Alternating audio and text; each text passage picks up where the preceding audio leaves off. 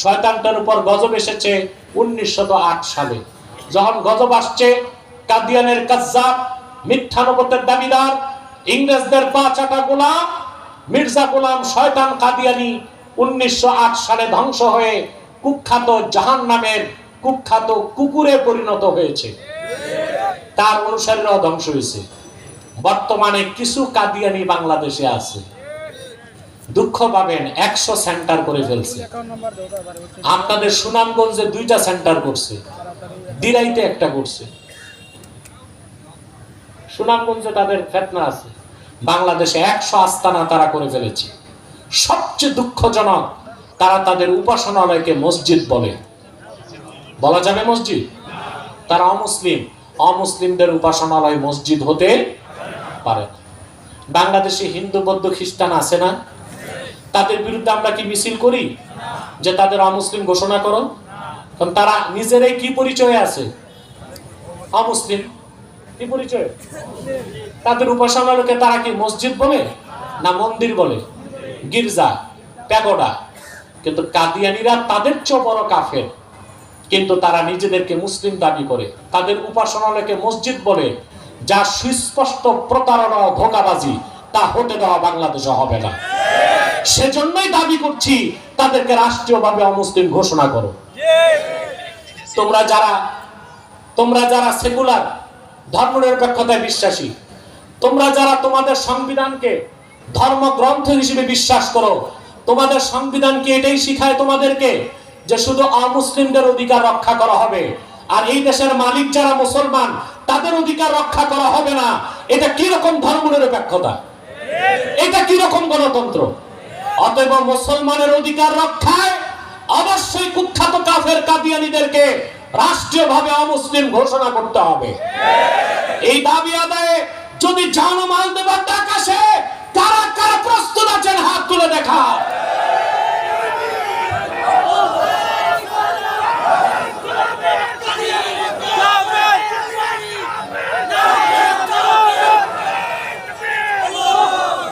প্রিয় বন্ধুগণ, তারা নাম পরিবর্তন করে করে মিথ্যা পরিচয় দেয়।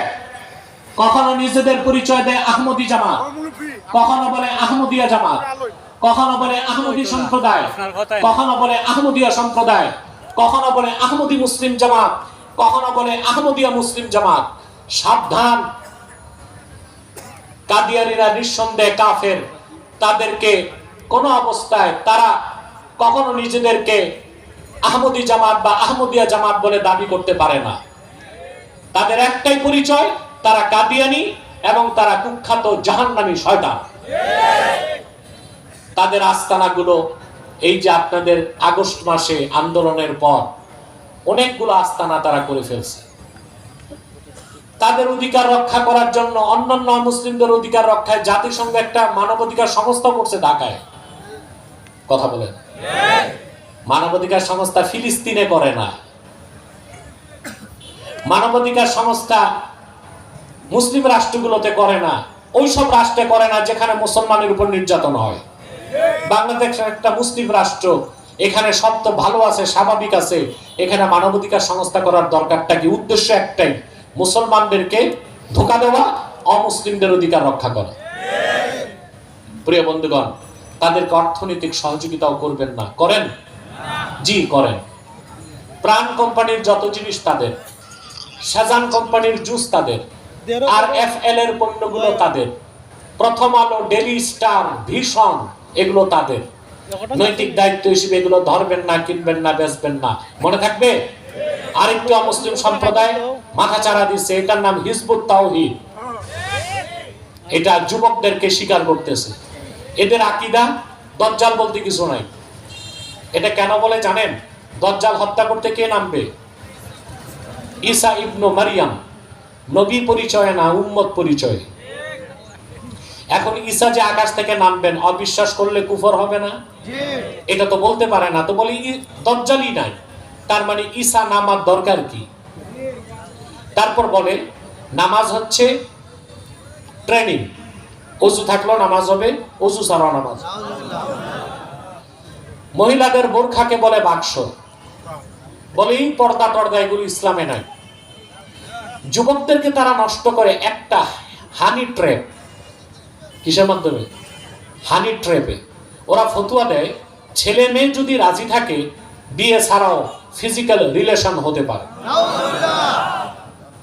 এই হিজবুত তাওহীদের ফিতনা থেকে বেঁচে থাকবেন। আরেকটা অমুসলিম সম্প্রদায় আমাদের স্বাধীনতায় হাত দিতে চাচ্ছে, এটা হচ্ছে ঈসাই জামাত, খ্রিস্টানদের একটা দল, তারা নিজেদেরকে বলে ঈসাই জামাত। কি বলে? বলে আমরা মুসলমান, তবে ঈসার উম্মত মুসলমান। ঈসার উম্মত মুসলমান না খ্রিস্টান? এটিএন বাংলা নিউজে দেখেছেন গত সপ্তাহে 100 মুসলিম যুবক যুবতীকে এই খ্রিস্টানরা পিকনিকের নামে নিয়ে যে পুকুরে গোসল করায়া বাইবেলে হাত দেওয়ায়া খ্রিস্টান বানায় ফেলছে। এভাবে তারা খ্রিস্টান ধর্ম প্রচার করছে। আমাদের দেশের বক্তা, প্রবক্তা, স্কলার, স্ক্রু ড্রাইভার অভাব নাই, কিন্তু খ্রিস্টানদের বিরুদ্ধে কোনো কথা কেন বলে না জানেন? আমেরিকার ভিসা পাবে না। আমাকে আমেরিকা থেকে দাওয়াত করা হয়েছে, আর ফাইলটা রেডি করার পর আমি গেলাম, যে দেখি আমেরিকান এমবাসির বাইরে বিশাল সিরিয়াল। কথা বুঝেন না? উপসচিব, সচিব, ম্যাজিস্ট্রেট, শিল্পপতি, ব্যবসায়ী বাংলাদেশে এমবাসির ভিতরে না বাইরে রোডে লাইন ধরছে ফকির মিসকিনের মতো। তৎক্ষণাৎ আমি ফাইলটাইল বাদ দিয়া গাড়িতে উঠে চলে আসছি। যেই রকম বেদিনের সামনে টাঙ্গালের মতো লাইন ধরে আমেরিকা যাবার কোনো দরকার আমার না। সম্মান দিয়া ভিসা দিবে, যাব। আর যদি যেতে নাও পারি, আমার মেসেজ ও দাওয়াত আটলান্টিকের ওপারে বহু আগেই পৌঁছে গেছে। আমাদের সম্মানটা নাই। আমাদের দেশে যারা গভর্নমেন্ট হয়, এই দেশের মানুষের সম্মানটা তারা দেখে না। পররাষ্ট্র মন্ত্রণালয়ের উচিত মার্কিন এমবাসিকে নোটিশ করা, বাংলাদেশের শিক্ষিত আলেম, উচ্চপদস্থ কর্মকর্তারা তোমাদের এমবাসির বাইরে সড়কে লাইন ধরবে কেন? ডিজিটাল পদ্ধতিতে সিরিয়াল ডাকো, এমবাসির ভিতরে বসার ব্যবস্থা করো, টোকেনের ব্যবস্থা করো, সম্মানের সাথে ভিসা দিবা। গরিব পাইছো, স্যাপ ডেকুশি অমনে চালাবা। আসলে আপনারা যাদেরকে সরকার বানান, এগুলো বেলাজা বেশরম, সারা দুনিয়ায় প্রবাসীদের ভিসা বন্ধ করে দিচ্ছে। গত সপ্তাহে আমি 2 দিনের জন্য মালয়েশিয়া গিয়েছিলাম। আহা, বাংলাদেশি শ্রমিকদের কোনো মূল্য নাই, না খেয়ে পড়ে আছে। হাজার হাজার বাঙালি শ্রমিক মালয়েশিয়ায় আছে, চুরি করে দিনের বেলা কাজ করে, রাতের বেলা জঙ্গলে যে মশারি টাঙ্গায় ঘুমায়। এটা দেখার দায়িত্ব কার? কথা বলেন। প্রবাসী কল্যাণ মন্ত্রণালয় আছে না একটা? এখানে মন্ত্রী বসে শুধু কলা খায়। আর মালয়েশিয়া যে এমবাসি বসে আছে, ওরা তো আছে মোজ মাস্তিতে, 5 স্টারে যে মদ খায়, বল নাচি ঢুকে। 18 লক্ষ বাংলাদেশি মালয়েশিয়ায় আছে। তাদের ইজ্জত সম্মান বেতনের দিকে আগের সরকারেরও দৃষ্টি ছিল না, বর্তমান সরকারেরও দৃষ্টি না। অথচ বাংলাদেশ টিকে আছে 2টা শক্তির বলে, একটা পোশাক শিল্প আর একটা হচ্ছে ফরেন রেমিটেন্স। যে মন্ত্রী গাড়ি চালায়, ওর গাড়ির পেট্রোলের টাকা আমার দেশের বাঙালি প্রবাসীরা পাঠায়, অথচ তাদের মূল্যায়ন করা হয় না। এখানে আমেরিকা যাবে ভিসা নিতে, তো ফকিরের মতো বাইরে দাঁড়াইতে হয়। এগুলো বদলান। এগুলো বদলাতে না পারলে দায়িত্ব ছাড়েন, সাহস নিয়ে কাজ করবেন। ঠিক কিনা বলেন? তো বলছিলাম আপনাদেরকে, এই যে মৌলভী সাহেবরা খ্রিস্টানদের বিরুদ্ধে বলে না, বলে কথা বলে না, বলে। তারপরে এখন কোন রাজনৈতিক দল মুখ খুলে মার্কিন আগ্রাসনের বিরুদ্ধে বলে? কেন বলে না? ক্ষমতায় যেতে পারবে না, আমেরিকার ভিসা পাবে না।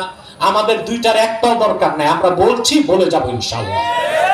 বাংলাদেশের স্বাধীনতায় খ্রিস্টানদের হাত দিতে দেওয়া হবে না।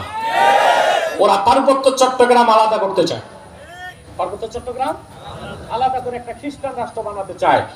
এক সাগর রক্তের বিনিময়ে হলেও তা হতে দেওয়া হবে না বাংলাদেশে। এই বিষয়ে ঐক্যবদ্ধ থাকবেন। আল্লাহ আমাদের কবুল করুক, আল্লাহ আমাদের মঞ্জুর করুক। আমি এখন দোয়া করব, তার আগে আমাদের একজন সম্মানিত অতিথি এসেছেন। নামটা বলেন। এ তো পরিচিত নেতা, কয়সার আহমদ, হ্যাঁ, উনি বোধহয় এমপি প্রার্থী। উনি এসেছেন, আমি ওনাকে দোয়া নেবার জন্য মাইকটা দিচ্ছি, উনি একটু সালাম দিবে আপনাদেরকে সংক্ষেপে। আসেন কয়সার সাহেব, ডানে আসেন।